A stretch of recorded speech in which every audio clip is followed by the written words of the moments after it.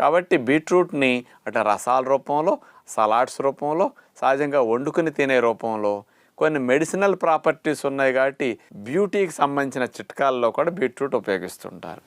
అన్నిటికీ బీట్రూట్ను ఉపయోగించుకోవటం వల్ల లాభాలే ఉన్నాయి తప్ప దీనివల్ల ఏ విధమైన నష్టాలు లేవు. అయితే డాక్టర్ గారు, ఇప్పుడు ప్రస్తుతం ఉన్న పరిస్థితుల్లో ఇన్ఫెక్షన్స్ ఎక్కువ అవుతున్నాయి, వైరస్ విజృంభణ కూడా చాలా పెరుగుతుంది.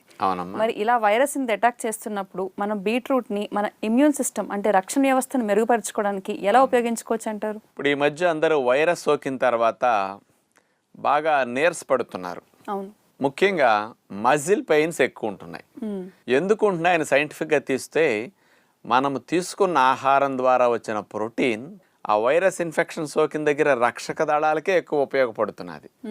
మన మజిల్స్కి సరిగా ప్రోటీన్ అందటల్లా. మజిల్స్లో ఉండే కణాల్లో మైటోకాండ్రియల్ ఎనర్జీని ఉత్పత్తి చేయట్లేదట. కండరాల